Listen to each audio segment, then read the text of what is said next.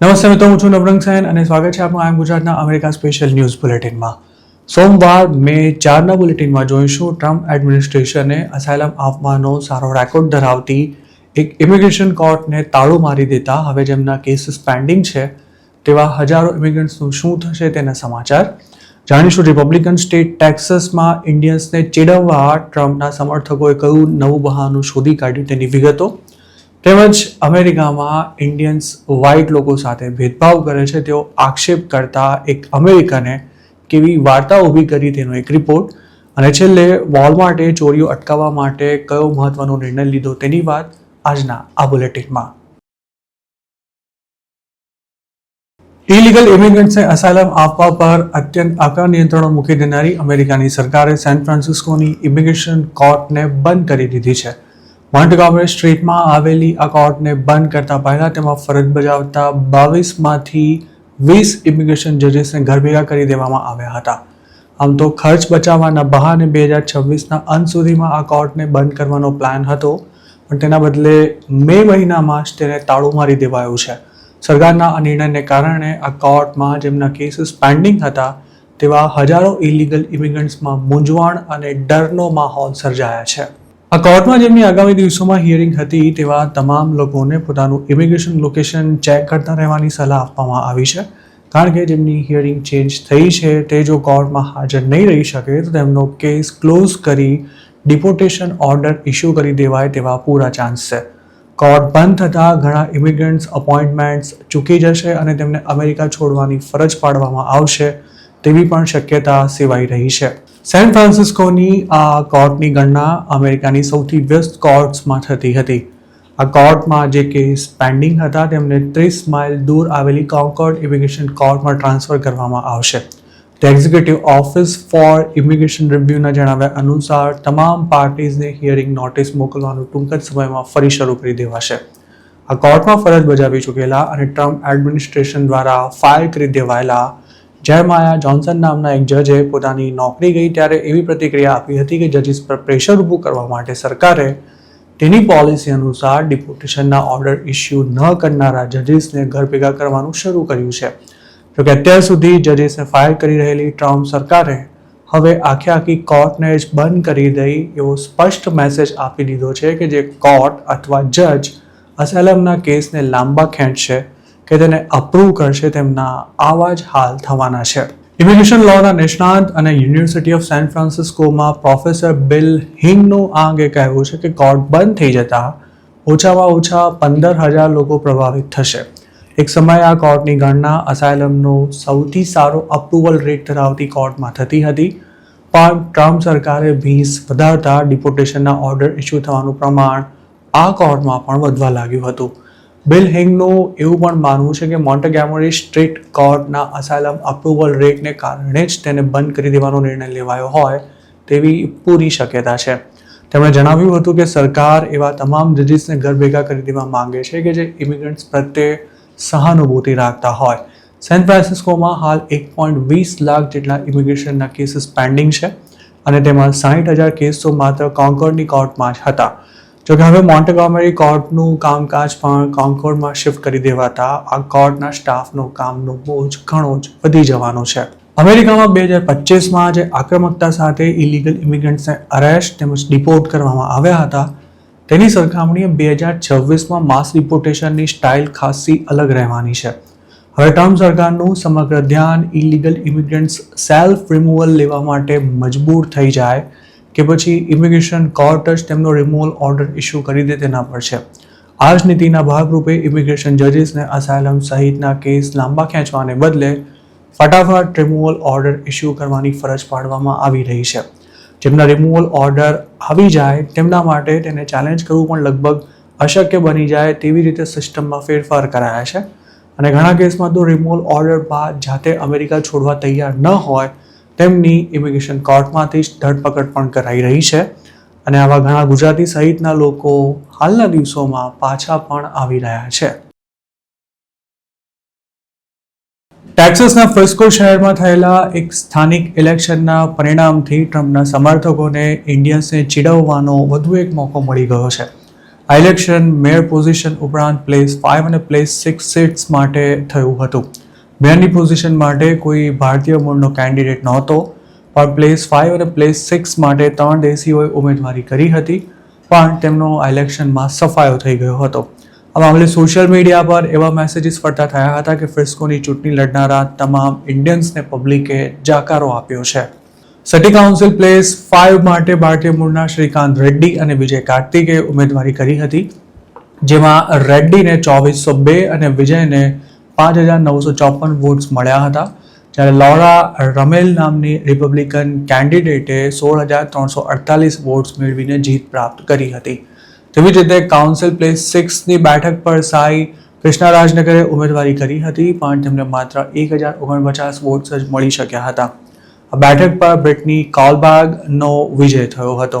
Social media પર આ મામલો ખાસો ચર્ચાસ્પદ બનતા લોકોએ તેના પર જાતભાતની કમેન્ટ્સ પણ કરી હતી.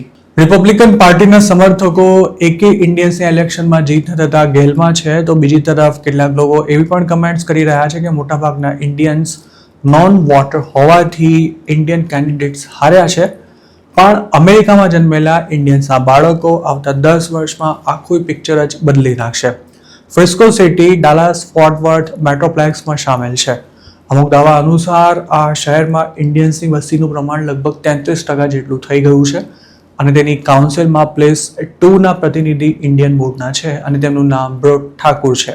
ફ્રિસ્કો એ જ શહેર છે કે જેમાં તાજેતરમાં સિટી કાઉન્સિલની કેટલીક મિટિંગ્સમાં અમુક અમેરિકન્સે ઇન્ડિયન્સની વધતી જતી વસ્તી સામે સખ્ત વાંધો વ્યક્ત કરીને બેફામ આક્ષેપબાજી કરી હતી, અને એક અમેરિકન કોમેડિયને તો હિન્દુઓને ગૌમૂત્ર અને ગોબર ખાનારા પણ ગણાવી દીધા હતા. રિપબ્લિકન્સનો ગઢ મનાતા ટેક્સાસના ફ્રિસ્કોમાં ઇન્ડિયન્સની ખાસી વસ્તી છે. તેવામાં આ જ વર્ષે સ્ટેટ ઇલેક્શન થવાનું હોવાથી ઇન્ડિયન્સ અને મુસ્લિમ્સને ટાર્ગેટ કરવામાં આવી રહ્યા છે. ખાસ તો H1B હોલ્ડર્સને અમેરિકન્સની જોબ ચોરનારા તરીકે ચિતરવામાં આવી રહ્યા છે, અને કેટલાક કહેવાતા સોશિયલ મીડિયા ઇન્ફ્લુએન્સર્સ ઇન્ડિયન્સના ઘર અને બિઝનેસીસ પર પહોંચી તેમને અટપટા સવાલો પૂછી તેમના વિડીયોઝ વાયરલ કરી રહ્યા છે. ટેક્સાસના પ્રવર્તમાન ગવર્નર ગ્રેગ એબોટ જ 2026ની ચૂંટણી લડી રહ્યા છે, અને તેમની જીતની શક્યતા પણ ઘણી જ પ્રબળ હોવાનું મનાઈ રહ્યું છે.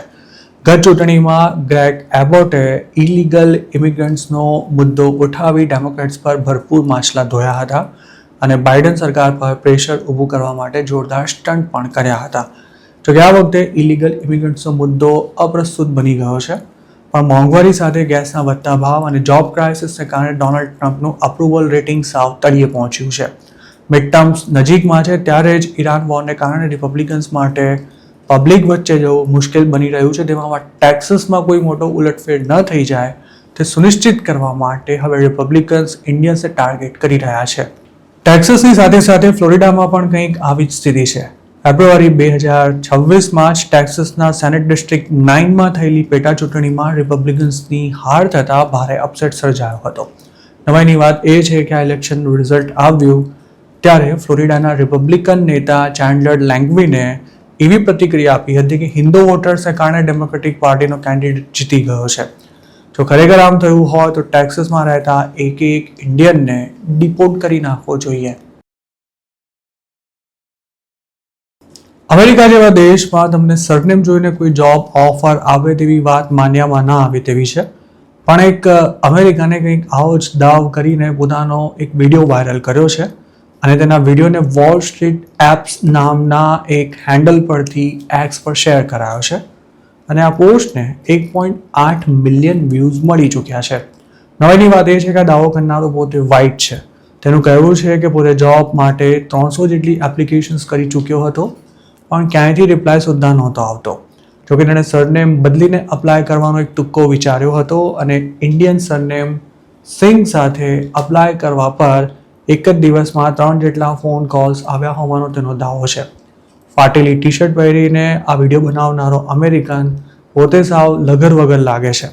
તેણે કયા ફિલ્ડમાં જોબ શોધવા માટે અપ્લાય કર્યું હતું તેની કોઈ ચોખવટ વિડીયોમાં નથી કરી, અને તેણે ખરેખર ક્યારે એપ્લિકેશન્સ કરી હતી તે પણ જાણવા નથી મળ્યું. હવામાં ગોળીબાર પ્રકારના આક્ષેપ કરતો આ વિડીયો વાયરલ થયા બાદ ઇન્ડિયન્સ અમેરિકન્સની જોબ ખાઈ રહ્યા છે તેવા દાવા કરતા લોકોને જાણે હવા મળી ગઈ છે. આ પોસ્ટ પર જે કમેન્ટ્સ આવી છે તેમાં પણ મોટાભાગના લોકોએ ઇન્ડિયન્સ પર આક્ષેપ કરનારાના સૂરમાં સૂર પુરાવતા એવું લખ્યું છે કે હવે અમેરિકામાં જ વ્હાઇટ લોકો પ્રત્યે ભેદભાવ કરવામાં આવી રહ્યો છે અને આ વાત સંપૂર્ણપણે સાચી છે. અમુક લોકોએ આ દાવા પર સવાલો ઉઠાવતા એવી વાત કરી છે કે જે ક્યારેય થયું જ નથી તેને ઊભું કરીને ફરી જુઠ્ઠાણું ચલાવાઈ રહ્યું છે. તેવી જ રીતે એક યુઝરે એવી કમેન્ટ કરી હતી કે વ્હાઇટ લોકો સાથે સમસ્યા એ છે કે તેમને કામ નથી કરવું અને સીધા ખુરશી પર બેસી જવામાં જ તેમને વધારે રસ છે. ઉલ્લેખનીય છે કે આ પહેલાં પણ ઇન્ડિયન્સ બીજા કોઈને જોબ નથી આપતા તેવા આક્ષેપ સાથે સોશિયલ મીડિયા પર જાતભાતના દાવા કરવામાં આવ્યા હતા અને તેમાં કેટલાક બિઝનેસ ઓનર્સને પણ ટાર્ગેટ કરાયા હતા. જેમ અમેરિકન્સ ઇન્ડિયન્સ પર ભેદભાવના આરોપ મૂકી રહ્યા છે તેવી જ રીતે ઇન્ડિયન્સ પણ એવું માની રહ્યા છે કે તેમના સ્ટેટસને કારણે હવે અમેરિકન કંપનીઝ તેમને જોબ નથી આપી રહી. ગયા વર્ષે જોબ ગુમાવ્યા બાદ લગભગ 100થી પણ વધુ જગ્યાએ એપ્લિકેશન કરનારા એક યુએસ સિટીઝન ગુજરાતી આ અંગે મારી સાથે વાત કરતા જે તે વખતે કહ્યું હતું કે તેઓ જ્યારે પોતાની સરનેમનો ઉલ્લેખ કર્યા વિના અપ્લાય કરતા હતા ત્યારે તેમને ઇન્ટરવ્યૂ માટે કોલ આવતા હતા પણ જ્યારે ગુજરાતી સરનેમ સાથે અપ્લાય કરતા ત્યારે કોઈ જ રિસ્પોન્સ નહોતો મળતો. જેમ અમેરિકન્સ ઇન્ડિયન્સ પર આક્ષેપ કરી રહ્યા છે તેમાં ગુજરાતીનું કહેવું હતું કે આઈટી ફિલ્ડમાં સાઉથના લોકો બીજા કોઈને ઘૂસવા જ નથી દેતા. અમેરિકામાં હાલ જોબ ક્રાઇસિસ ચાલી રહી છે તે વાત હકીકત છે. કંપનીઓ હાલ જે મોટા પાયે છટણી કરી રહી છે તેમાં H1B પર જોબ કરતા હોય તેવા લોકોનું પ્રમાણ ખાસ્સું એવું છે. આવા જેટલા પણ લોકો જોબ ગુમાવી રહ્યા છે તેમને 2 મહિનામાં બીજે ક્યાંક ચાન્સ ન મળે તો અમેરિકા છોડવાની ફરજ પડે છે. ઘણા ઇન્ડિયન્સ આ જ કારણસર હાલના દિવસોમાં પાછા આવી રહ્યા છે. અમેરિકાની કંપનીઓએ H1B વાળાને નોકરી રાખવાનું સાવ બંધ જ કરી દીધું હોય તેવી સ્થિતિ છે જેના કારણે સ્ટુડન્ટ્સનો તો સાવ મરો થઈ ગયો છે. તેવામાં કોઈ અમેરિકન જેવું કહે કે ઇન્ડિયન્સ તેને નોકરી નથી આપતા અને વ્હાઇટ લોકો સાથે ભેદભાવ થાય છે ત્યારે આવા લોકોની વાત પર સવાલ ઉઠવા સ્વાભાવિક છે. આપનું શું માનવું છે? શું ઇન્ડિયન્સ ખરેખર અમેરિકામાં રહીને અમેરિકન સાથે ભેદભાવ કરી રહ્યા છે? આપના વિચારો અમને કમેન્ટ્સમાં ચોક્કસ જણાવજો. અમેરિકાની સૌથી મોટી રિટેલ ચેન વોલમાર્ટ પોતાના અમુક સ્ટોર્સમાંથી સેલ્ફ ચેકઆઉટ બંધ કરવાની તૈયારી કરી રહી છે. તેના ભાગરૂપે ફિલાડેલ્ફિયામાં આવેલા સ્ટોરમાં હવે કસ્ટમર્સ શોપિંગ કર્યા બાદ જાતે જ સામાનને સ્કેન કરી બહાર નહીં નીકળી શકે કારણ કે તેમાં સેલ્ફ ચેકઆઉટની લેન્સ બંધ કરી દેવામાં આવી છે અને તેના બદલે ટ્રેડિશનલ કેશિયર સર્વિસને ફરી શરૂ કરાઈ છે. પેન્સિલ્વેનિયાના ફિલાડેલ્ફિયામાં વોલમાર્ટના 5 સ્ટોર્સ આવેલા છે જેમાંથી સાઉથ ફિલાડેલ્ફિયાના સ્ટોરમાં સેલ્ફ ચેકઆઉટ સંપૂર્ણપણે બંધ કરી દેવાયું છે. કંપનીનું કહેવું છે કે કસ્ટમર્સની શોપિંગ હેબિટ્સ અને સ્ટોરની ઓપરેશનલ જરૂરિયાતોને ધ્યાનમાં રાખતા આ નિર્ણય લેવામાં આવ્યો છે. વોલમાર્ટે હાલમાં જ 650 સ્ટોર્સને રીમોડેલ કરવાની સાથે 20 નવા સ્ટોર્સ ચાલુ વર્ષે જ ઓપન કરવાની જાહેરાત કરી હતી. એવું પણ માનવામાં આવી રહ્યું છે કે જે 650 જેટલા સ્ટોર્સને રીમોડેલ કરવાનો પ્લાન છે તેમાંથી ઘણા સ્ટોર્સમાં સેલ્ફ ચેકઆઉટ બંધ થઈ શકે છે. વોલમાર્ટ ખર્ચા બચાવવા માટે ઓટોમેશનમાં જંગી રોકાણ કરી રહી છે પણ કસ્ટમર્સની અનેક ફરિયાદો બાદ હવે સેલ્ફ ચેકઆઉટની સુવિધા બંધ કરવાનું નક્કી કરાયું હોવાનું અનેક મીડિયા રિપોર્ટ્સમાં જણાવાયું છે. ફિલાડેલ્ફિયા ઉપરાંત પેન્સિલ્વેનિયામાં પણ ડઝનબંધ સ્ટોર્સમાં આગામી દિવસોમાં સેલ્ફ ચેકઆઉટની લેન્સ બંધ થઈ શકે છે અને તેવી જ રીતે બીજા પણ સેંકડો સ્ટોર્સમાં આગામી દિવસોમાં જૂની વ્યવસ્થા ફરી લાગુ કરવાની કંપનીની ગણતરી છે. કંપનીના પ્રવક્તાએ આ અંગે જણાવ્યું હતું કે સ્ટાફ અને કસ્ટમર્સના ફીડબેક ઉપરાંત લોકલ શોપિંગ પેટર્ન્સ અને દરેક કોમ્યુનિટીની જરૂરિયાતને ધ્યાનમાં રાખીને આ નિર્ણય લેવામાં આવ્યો છે અને તેનો હેતુ ચેકઆઉટ એક્સપિરિયન્સને ઇમ્પ્રૂવ કરવા ઉપરાંત કસ્ટમર્સને પર્સનલાઇઝ્ડ સર્વિસ પૂરી પાડવાનો છે. જોકે હકીકત એ છે કે વોલમાર્ટ સિવાય કોસ્ટકો, ડોલર જનરલ અને ટાર્ગેટ પણ સેલ્ફ ચેકઆઉટ બંધ કરી રહ્યા છે. અમેરિકામાં રિટેલર્સ ભલે હાલ એવી વાર્તા કરી રહ્યા હોય કે કસ્ટમર્સનો શોપિંગ એક્સપિરિયન્સ વધુ સારો બનાવવા માટે સેલ્ફ ચેકઆઉટ બંધ કરવામાં આવી રહ્યું છે પણ હકીકત એ છે કે તેના કારણે મોટા પ્રમાણમાં ચોરીઓ થઈ રહી છે. આમ તો વોલમાર્ટ, ટાર્ગેટ અને કોસ્ટકો ચોરીઓ રોકવા માટે પણ મિલિયન્સ ઓફ ડોલર્સનો ખર્ચો કરે છે પણ તેમ છતાંય આ સમસ્યાનું સચોટ સમાધાન લાવવું મુશ્કેલ છે અને તેમાંય સેલ્ફ ચેકઆઉટને કારણે ચોરોને મોકળું મેદાન મળી જતું હોવાથી રિટેલર્સને મોટી ખોટ સહન કરવી પડે છે. મહત્વની વાત એ છે કે કોઈ કસ્ટમર પર ચોરીની શંકા રાખી વોલમાર્ટનો સ્ટાફ ગમે તેનો સામાન પણ ચેક નથી કરી શકતો. એક જ કસ્ટમર 2 થી 3 વાર ચોરીઓ કરતા કેમેરામાં કેપ્ચર થયો હોય કે પછી કલાકો સુધી સ્ટોરમાં આટાફેરા કરતા દેખાયો હોય તેવા લોકોને જ મોટાભાગે પકડવામાં આવતા હોય છે. વોલમાર્ટ સહિતની રિટેલ કંપનીઓ અબજો ડોલર્સની આવક ધરાવે છે, પણ પગાર ખર્ચ ઘટાડવા માટે તે સેલ્ફ ચેકઆઉટ જેવી અવનવી તરકીબો અપનાવતી રહે છે. પરંતુ તેના કારણે ચોરીઓ વધવાની સાથે કસ્ટમર્સની ફરિયાદો તેમજ સ્કેનિંગ એરર પણ વધી ગયા છે. અમેરિકાના રિટેલર્સ સ્વીકારે છે કે હાઈ ફૂટફોલ ધરાવતા સ્ટોર્સમાં સેલ્ફ ચેકઆઉટના નામે ચોરીઓ થવાના સૌથી વધારે ચાન્સ રહે છે. કેટલાક રિટેલર્સ તો ઓટોમેટેડ લેન્સમાં સુપરવિઝન વધારવાની સાથે કેટલીક આઇટમ સાથે રાખી શકાય તેના પર પણ લિમિટ મૂકી રહ્યા છે, પણ તેમ છતાંય ચોરીઓ અટકાવવામાં સફળતા નથી મળી રહી. ઉલ્લેખનીય છે કે અમેરિકામાં કોઈ સ્ટોરમાં શોપિંગ કર્યા બાદ બિલ ચૂકવ્યા વિના જ બહાર નીકળી ગયા હોય તેવા કેટલાક ઇન્ડિયન્સના વિડીયો પણ છેલ્લા એકાદ વર્ષમાં ખાસા વાયરલ થયા હતા, જેમાં અમુક ગુજરાતીઓ પણ હતા. આ તમામ લોકો સેલ્ફ ચેકઆઉટ લેનમાંથી જ બહાર નીકળ્યા હતા. એવું નથી કે સેલ્ફ ચેકઆઉટમાં લોકો જાણી જોઈને ચોરીઓ કરતા હોય છે. કેટલીક વાર જો અજાણતા કોઈ આઇટમ સ્કેન કરવાની રહી ગઈ હોય તો પણ ચોરીના જ આરોપનો સામનો કરવો પડતો હોય છે.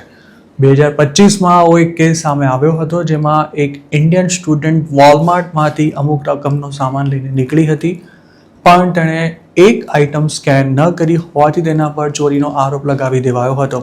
આ યુવતીને કોર્ટમાં હાજર કરાઈ ત્યારે તેણે એવી દલીલ કરી હતી કે જે આઇટમ સ્કેન કરવાની રહી ગઈ હતી તેની કિંમત સાવ મામૂલી હતી, જ્યારે જેટલું ટોટલ બિલ તેણે પે કર્યું હતું તેની રકમ ઘણી જ વધારે હતી.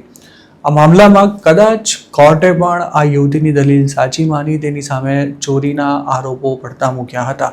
જોકે ટ્રમ્પ સરકારે 2025માં લાગુ કરેલા એક કાયદામાં જો કોઈ અનડોક્યુમેન્ટેડ ઇમિગ્રન્ટ શોપલિફ્ટિંગમાં પકડાય તો તેને આરોપ સાબિત થયા પહેલાં જ ડિપોર્ટ કરી દેવાય તેવી જોગવાઈ છે. તો મિત્રો, આ હતા અમેરિકાના આજના મુખ્ય સમાચાર.